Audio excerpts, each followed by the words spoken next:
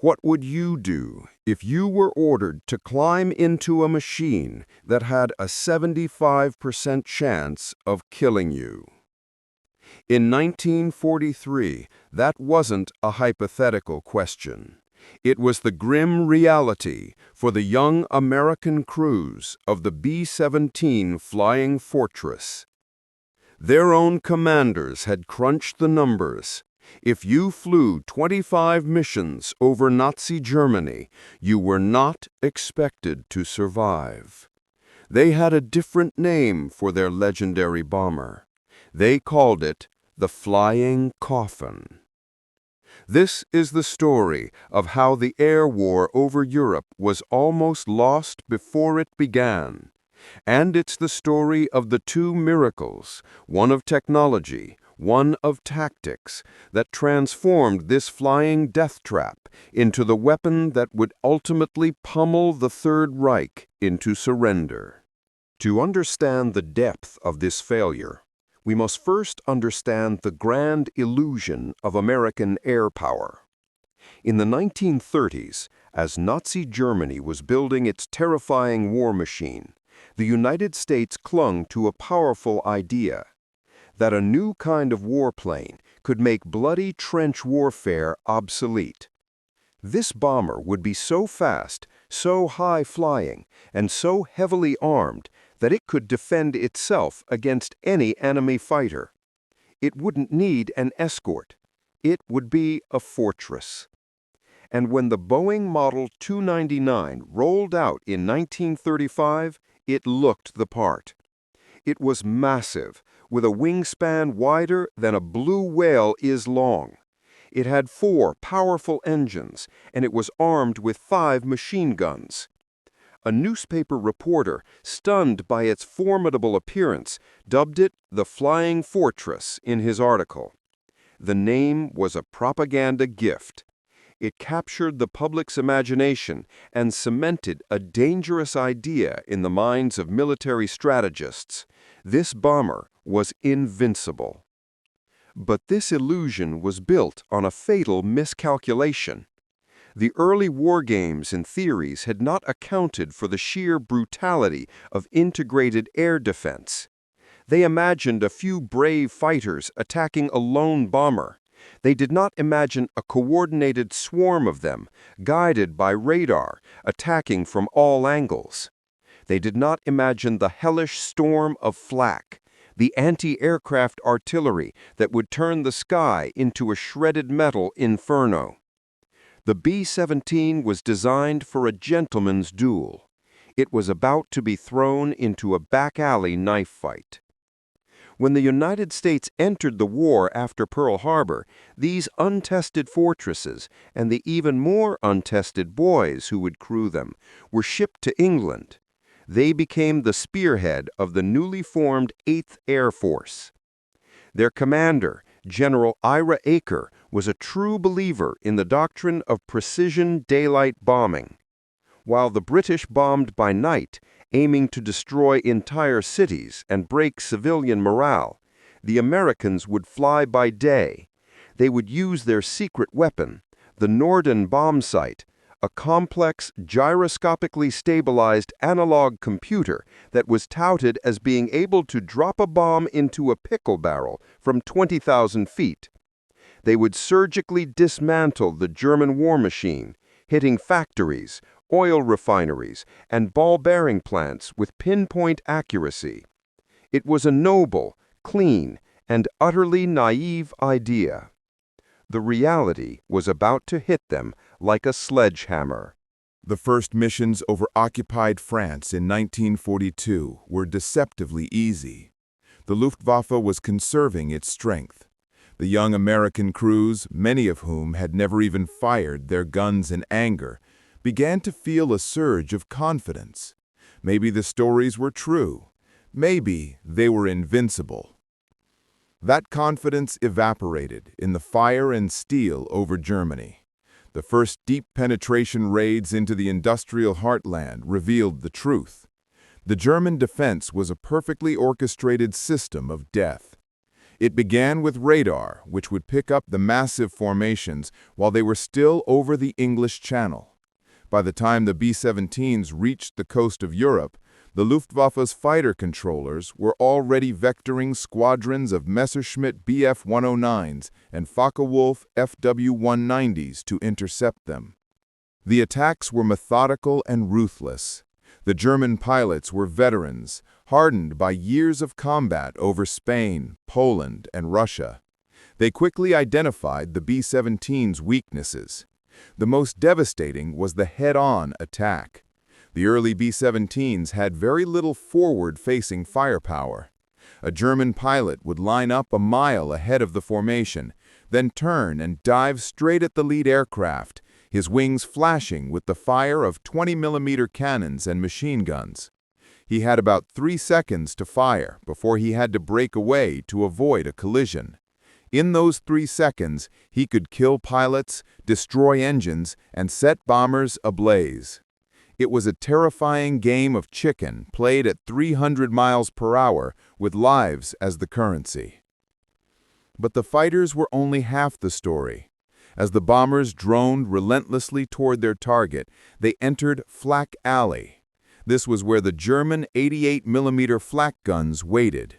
These were the same guns that were decimating Allied tanks on the ground, and they were murderously effective in the air. The gunners on the ground would fire massive barrages into the predicted path of the bombers, filling the sky with black, oily puffs of smoke and thousands of jagged steel fragments. A B-17 pilot couldn't swerve or dive. He had to fly straight and level for the bomb run, a sitting duck in a shooting gallery. The sound was a constant concussive crump, crump, crump that vibrated through the airframe and the bones of the crew. A direct hit would vaporize an aircraft. A near miss would send shrapnel ripping through the thin aluminum skin, severing hydraulic lines, cutting control cables, and tearing men apart. The interior of a B-17 in combat was a unique kind of hell. The temperature at 25,000 feet could reach 60 degrees below zero. Men wore electrically heated suits that frequently short-circuited, leaving them to freeze. Oxygen was a lifeline. If a crewman's mask came off or his line was severed, he would lose consciousness in seconds and be dead in minutes. The noise was a deafening orchestra of the 4 roaring engines, the howling wind through bullet holes, the chattering of their own machine guns, and the scream of attacking fighters. And then there was the fear, the paralyzing terror of watching the plane next to you, the one you had joked with on the ground just hours before, suddenly explode into a million pieces. Or even worse, watching it slowly fall out of formation, trailing smoke, its crew desperately trying to put out a fire or help wounded comrades, knowing that their chances of making it back to England were almost zero. The mental toll was unimaginable. Men broke. They were called catatonic, or suffered from what we now know as PTSD. But most, somehow, found a way to do their job. The catastrophe that proved the flying coffin moniker was not an exaggeration, occurred on October 14, 1943, Black Thursday. The target was Schweinfurt, the center of Germany's ball-bearing industry. It was a target so deep inside Germany that no Allied fighter plane had the range to escort the bombers. They would be going in alone. The result was a slaughter. For hours, the unescorted B-17s were attacked by wave after wave of German fighters. It was a turkey shoot. Of the 291 bombers that set out, 60 were shot down over enemy territory. That's 600 men killed, captured, or missing from one mission. Another 17 bombers were damaged beyond repair. Dozens more staggered back to England, riddled with holes, their cabins slick with blood. The 8th Air Force had lost a quarter of its attacking force in one day. The daylight bombing campaign was on the verge of collapse. Morale hit rock bottom. The flying fortress had been exposed. It was a failure. Something had to change, or the entire strategy would be abandoned. In the grim aftermath of Black Thursday, a desperate search for solutions began. The Americans were too committed to the B-17 and the doctrine of daylight bombing to simply quit. The answer, it turned out, was not to abandon the fortress, but to give it a fighting chance. This came in two parts: a guardian angel and a smarter way to fight. The guardian angel was the P-51 Mustang. On paper, it was just another fighter. But when engineers paired its elegant low-drag airframe with the British Rolls-Royce Merlin engine, they created something magical. The P-51 had the speed and maneuverability to duel with the best German fighters, but its true genius was its range. With the addition of external fuel tanks, it could fly all the way to Berlin and back. For the first time, the B-17s had a little friend that could stick with them for the entire mission. The impact was immediate and psychological as much as tactical. The bomber crews, who had felt alone and exposed for so long, would look out their frozen windows and see the sleek, powerful shapes of the Mustangs weaving gracefully around their formation.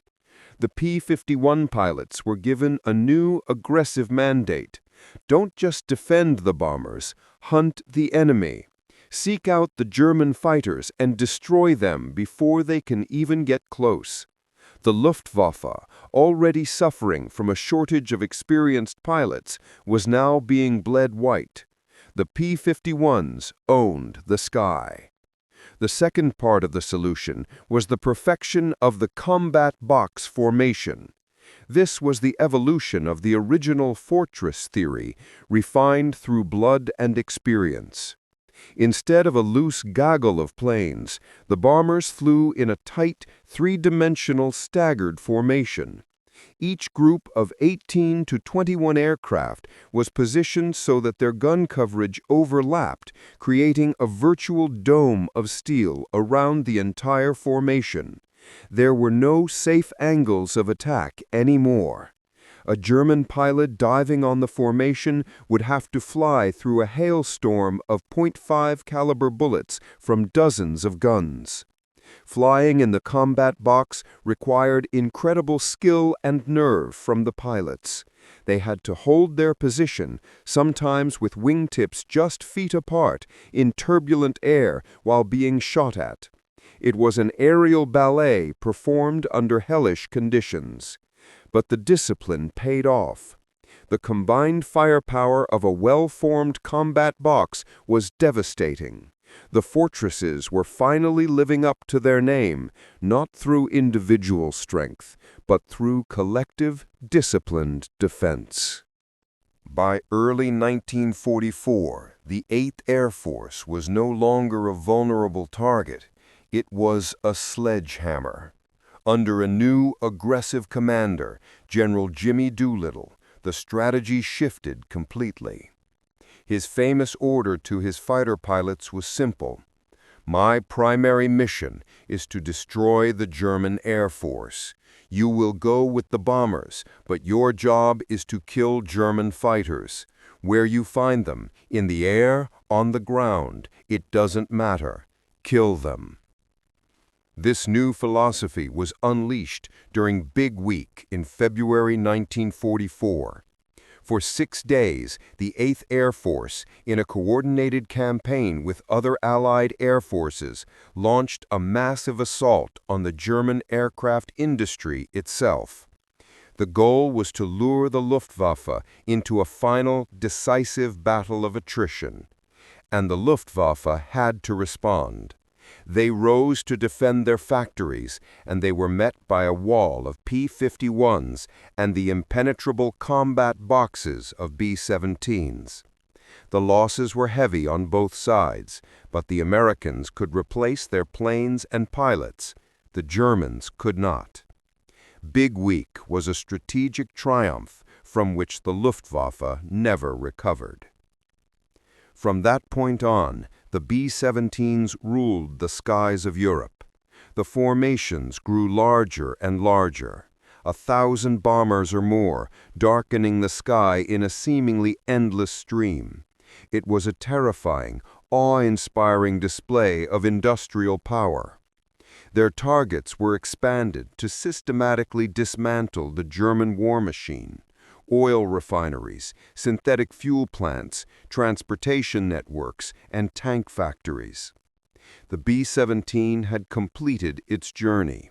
It was no longer the vulnerable flying coffin. It was the delivery system for a storm of fire and iron that was systematically strangling the Nazi war effort. The bombs that fell from its bays were cutting off fuel to Rommel's tanks in Africa, starving ammunition to the troops at the Eastern Front, and shattering the myth of German invincibility at home. The fortress, once a symbol of doomed American naivete, was now an instrument of inevitable victory. When the war ended, the statistics told a story of almost unimaginable sacrifice. Of the 12,731 B-17s built, over 4,750 were lost in combat. The 8th Air Force suffered more casualties than the entire United States Marine Corps, over 26,000 men killed. The flying coffin had earned its name many times over. But in the end, it transcended it. The term became not a mark of shame, but a badge of honor, a testament to the resilience of the machine and the extraordinary courage of the men who flew it. They were not supermen. They were teenagers and young men, mechanics and teachers, farmers and students. They were terrified, they were brave, and they did their duty. The B-17 didn't win the war by itself, but it played a pivotal role in one of the war's most critical campaigns. It proved that daylight strategic bombing, while horrifically costly, could work. It helped cripple the German economy and secure air superiority for the D-Day landings. The true legacy of the Flying Fortress is not just in the factories it destroyed, but in the stories of the men who climbed into its frozen confines, mission after mission, facing odds that no one should ever have to face. They took a machine dubbed a coffin and, through sheer courage and determination, turned it into a symbol of ultimate triumph. They were the heart of the fortress, and we owe them a debt that can never be repaid.